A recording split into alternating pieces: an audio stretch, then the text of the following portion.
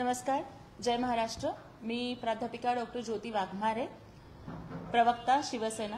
आजच्या या पत्रकार परिषदेमध्ये आलेल्या सर्व माध्यम प्रतिनिधींचं मी मनापासून स्वागत करते आणि आज महाराष्ट्रातल्या काही महत्त्वाच्या घडामोडींवरती भाष्य करण्यासाठी आज मी इथे तुमच्या समोर आहे। तुमच्या माध्यमातून अवघ्या महाराष्ट्रापर्यंत मला काही महत्त्वाच्या गोष्टी पोहोचवायच्या आहेत। सगळ्यात आधी हा महाराष्ट्र छत्रपती शिवरायांचा, महात्मा फुलांचा, छत्रपती शाहूंचा, डॉक्टर बाबासाहेब आंबेडकरांचा, रमाईचा, सावित्रीचा, भीमाईचा, अहिल्यादेवींचा।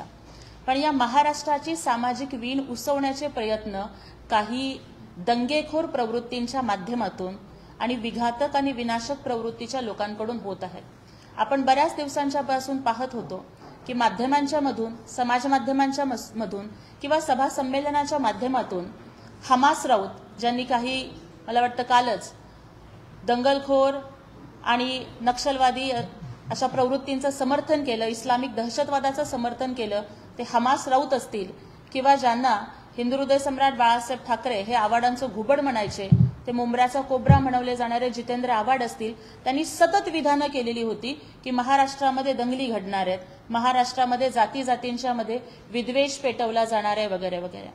त्याच्यानंतर आपण बघितलं की खरं तर याच्या आधी जेव्हा 58 मोर्चे निघालेले होते मराठा समाज बांधवांचे, ते अत्यंत शांततापूर्ण पद्धतीने निघालेले होते। जगभरातल्या माध्यमांनी दखल घ्यावी अशा पद्धतीने की लाखोंचा जनसमुदाय असला तरी सुद्धा अत्यंत शिस्तबद्धतेने निघालेले मोर्चे, अँब्युलन्स आली तरी वाट देणं, असा वाखाणण्याजोगा शांतताप्रिय समाज की जिथे शौर्य आणि शांतता याचं मिश्रण आपल्याला मराठा समाजामध्ये बघायला मिळतं। पण त्या मराठा समाज बांधवांचं आरक्षणासाठीचं आंदोलन जे सन्माननीय मनोजजी जरांगे पाटलांच्या नेतृत्वाखाली सुरू होतं, त्याला गालबोट लावण्याचं काम हे दगडफेकीच्या माध्यमातून केलं गेलं। मला वाटतं की एका बाजूला त्यांच्याच लोकांनी बोलायचं की एकीकडे आवाडांच्या घुबडांनी बोलायचं, संजय डावटांनी बोलायचं की दंगे होणार आहेत, आणि दुसऱ्या बाजूला हे अशा पद्धतीचे फोटो जेव्हा समोर येतात की ज्या ऋषिकेश बेद्रेला अटक केली महाराष्ट्र पोलिसांनी, ज्या ऋषिकेश बेद्रेकडे गावठी कट्टा सापडतो, जिवंत काडतूस सापडतात, ज्या ऋषिकेश बेद्रेवरती अॅट्रॉसिटीचा गुन्हा दाखल आहे, मारहाणीचा गुन्हा दाखल आहे, खंडणीचे गुन्हे दाखल आहेत, जाळपोळीचे गुन्हे दाखल आहेत, असा ऋषिकेश बेद्रे मग माननीय पवार साहेबांच्या सोबत काय करतोय हा प्रश्न मला या माध्यमातून विचारायचा आहे।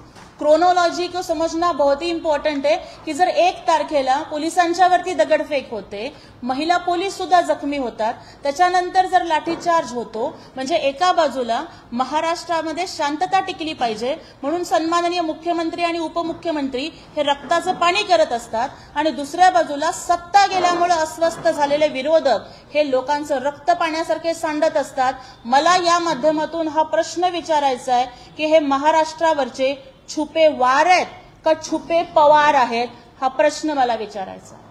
कालच समाज माध्यमांच्या वरती एकाने विश्लेषण केलेलं होतं की शरदचंद्र पवार साहेब हे कुठेच नसतात पण ते सगळीकडे असतात। जिथे जिथे महाराष्ट्रामध्ये जातीय दंगली होतात, जिथे जिथे महाराष्ट्रामध्ये हिंसाचार होतो, तिथे कुठेही पवार साहेब नसतात, पण पवार साहेबांनी पोसलेली विषारी पिलावळ मात्र आपल्याला तिथे सापडते। जर 1 तारखेला दगडफेक होते तर 3 तारखेचा हा फोटो जिथं माजी मंत्री राजेशजी टोपे हे दंगलीमध्ये, दगडफेकीमध्ये अटक करण्यात आलेल्या मास्टर माइंडला जर पवार साहेबांच्याकडे घेऊन जात आहेत, तर ही शाबासकीची थाप घेण्यासाठी किंवा बक्षिसी घेण्यासाठी भेट झालेली होती का? त्याच्यानंतर आपण बघतोय की ज्या वेळेला समाज माध्यमांच्या मध्ये राजेश टोपेंना हे स्पष्टीकरण द्यावं लागतं, माझा साफ आरोप आहे की टोपे साहेब आपण खोटं बोलत आहात, आपलं आडनाव टोपे आहे म्हणून आपण महाराष्ट्राला टोपी घालण्याचा प्रयत्न करू नका। जर हे तुम्ही म्हणताय की हा गर्दीत काढलेला फोटो होता, हे जर तुम्ही ट्विटरवरती स्पष्टीकरण देताय, तर कुणीही शहाणा माणूस हा फोटो बघून सांगू शकेल की हा गर्दीतला फोटो नाही। इथं आपण बॉडी लँग्वेज आणि अंतर जरी बघितलं तरी सुद्धा इथे स्पष्ट होतंय की ही भेट कुठल्या हेतून झालेली होती। दगडफेक झाली तर त्या दगडफेकीचा मास्टरमाइंड कोण होता आणि त्या मास्टरमाइंडला हँडल करणारा मास्टर हँडलर कोण होता? आमचा नक्की विश्वास आहे की ऋषिकेश बेद्रेचा मास्टरमाइंड हा कुठेतरी मुंबईमध्ये बसलेला होता। मग तो मातोश्रीवरचा होता का सिल्वर ओकचा होता, याची गृह खात्याने सखोल चौकशी करावी। आणि मग गरज पडली तर टोपे साहेबांची सुद्धा जर नार्को टेस्ट करण्याची वेळ आली तरी सुद्धा ती करण्यात यावी असं मला या ठिकाणी गृह खात्याला विनंती करायची आहे.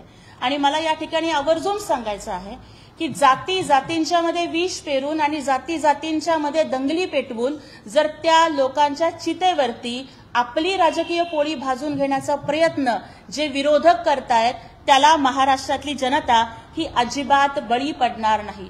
महाराष्ट्रातलं राजकारण हे अत्यंत रसातळाला नेण्याचं काम हे त्यांच्या माध्यमातून होतंय. ते महाराष्ट्रातील जनता अजिबात होऊ देणार नाही. कारण विरोधकांना कुठल्याही समाजाशी देणं घेणं नाही. त्यांना फक्त स्वतःचा स्वार्थ महत्वाचा आहे. आणि आपण म्हणूनच बघतोय की एका बाजूला संजय राऊतांनी विधान करायचं की दंगली पेटणार आहेत, किंवा आवाडांच्या घुबडांनी विधानं करायची की दंगली पेटणार आहेत, दुसऱ्या बाजूला त्यांच्याच कार्यकर्त्यांनी दंगली घडवायच्या. आणि त्याच्यानंतर काल महाराष्ट्राच्या मोठ्या ताई सुप्रियाताई म्हणतायत की महाराष्ट्र अस्थिर होतोय. त्यांना मला स्पष्टपणानं सांगायचंय की महाराष्ट्राचं नेतृत्व अत्यंत सक्षम आहे. सन्माननीय मुख्यमंत्री एकनाथजी शिंदे असतील, उपमुख्यमंत्री देवेंद्रजी फडणवीस किंवा अजितदादा पवार असतील, ते अत्यंत संयमानं ही परिस्थिती हाताळत आहेत. कुठल्याही इतर समाजाला त्यांच्या हक्काला बाधा पोहोचू न देता मराठा समाजाला घटनेच्या चौकटीत बसणारं, कायद्यामध्ये टिकेल असं आरक्षण देण्यासाठी महाराष्ट्र शासन कटिबद्ध आहे. ती शपथ सन्माननीय मुख्यमंत्री साहेबांनी छत्रपती शिवरायांना स्मरून घेतलेली आहे आणि आम्ही ते नक्कीच ती शपथ पूर्ण करतील हा आम्हाला विश्वास आहे. पण शांतताबद्ध पद्धतीने आंदोलन करणाऱ्या माझ्या मराठा समाज बांधवांच्या आडून स्वतःची राजकीय पोळी भाजण्याचा प्रयत्न या महादंगल आघाडीनं करू नये. कारण ही महाविकास आघाडी नाही, ही महादंगल आघाडी आहे. आपली खुर्ची गेल्यामुळं ते लोक इतके अस्वस्थ झालेले आहेत की आज ते जाती जातींच्या मध्ये दंगली पेटवत आहेत. पण याच व्यक्तीचे फोटो अजित पवार त्यांसोबत नितीश राणे यांच्यासोबत देखील आहेत. आणि काल यांचे जे फोटो आहेत सोशल मीडियावर देखील झाले त्या संदर्भात तर याच्यामध्ये मी म्हटलं ना की क्रोनोलॉजी को समजना बहुत ही इम्पॉर्टंट है. की आधीचे जे सगळे फोटो होते ना, म्हणजे नितेश राणेंच्या सोबत असतील, दादांच्या सोबत असतील, ते सगळे जुने फोटो आहेत. पण हा जो फोटो बघतोय ना, ह्याची क्रोनोलॉजी इतकी महत्वाची आहे की जर 1 सप्टेंबरला दगडफेक होतीये, 1 सप्टेंबरला हिंसाचार होतोय आणि 3 सप्टेंबरला ही भेट होतीये, मग या भेटीमागचं राज काय आहे? एवढं काय घडलं की मग पवार साहेबांनी या कार्यकर्त्याला बोलवून घ्यावं? ही शाबासकीची थाप देण्यासाठीची भेट होती का? काही बक्षिसी देण्यासाठीची भेट होती का? किंवा जे काही झालं ते खूप चांगलं झालं म्हणून पाठीवरती कौतुकाची थाप मारण्यासाठीची भेट होती का? असे अनेक प्रश्न निर्माण होत आहेत. मग पवार साहेबांनी यावर स्पष्टीकरण द्यावं.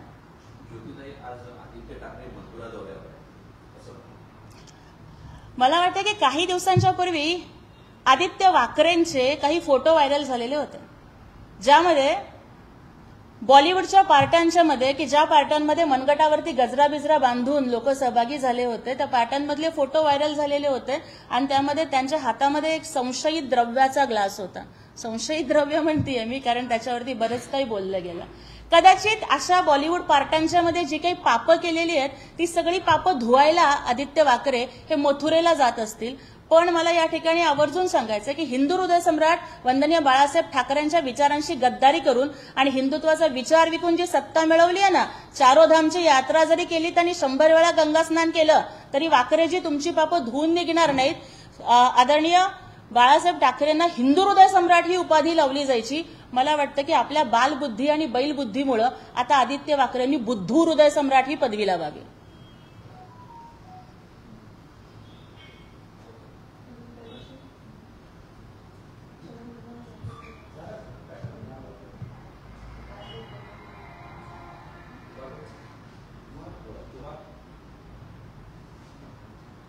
शिंदे समिती रद्द करा असं काल छगन भुजबळ म्हणाले. काय सांगाल? म्हणजे आता सरकारमध्येच मतभेद असल्याचं पाहायला मिळत आहे. काल देखील त्यांनी भाषण केलं, कसं पाहतात? भुजबळ साहेब ही त्यांची वैयक्तिक भूमिका मांडत आहेत. सरकारची भूमिका हीच आहे की प्रत्येक समाज घटकांना न्याय मिळाला पाहिजे. शिंदे समिती अत्यंत उत्तम पद्धतीनं काम करत आहे. शिंदे समितीच्या माध्यमातून अनेक कुणबी रेकॉर्ड, कुणबी दाखले पुढे येत आहेत आणि त्या माध्यमातून न्याय देण्याचा समाजाला प्रयत्न या ठिकाणी केला जातोय. मला आवर्जून या ठिकाणी आवाहन करायचं, आदरणीय मुख्यमंत्री आणि उपमुख्यमंत्र्यांची भूमिका हीच आहे की महाराष्ट्रामध्ये सामाजिक सलोखा हा कायम राहिला पाहिजे. आणि त्यासाठी आमचं एवढंच म्हणणं आहे की शिंदे समितीचं काम अत्यंत उत्तमपणानं चाललेलं आहे आणि शासन हे कुठल्याही इतर समाज घटकावरती अन्याय न करता मराठा समाजाला घटनेच्या चौकटीत बसणारं आणि कायद्यात टिकणारं आरक्षण हे नक्की देणार आहे. नोंदणी प्रमाणपत्र रद्द करा असे ते म्हणाले का?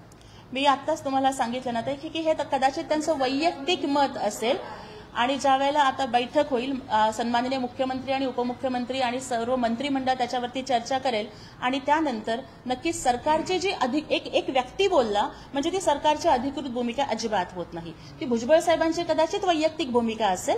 जेव्हा सरकार आणि मंत्रिमंडळांच्या मध्ये बैठक होईल, चर्चा होईल, त्यानंतर सरकारची अधिकृत भूमिका पुढे येईल. पण इथे आपण एक लक्षात घेतलं पाहिजे की या महाराष्ट्रामध्ये छत्रपती शिवाजी महाराज बहुजन प्रतिपालक आहेत.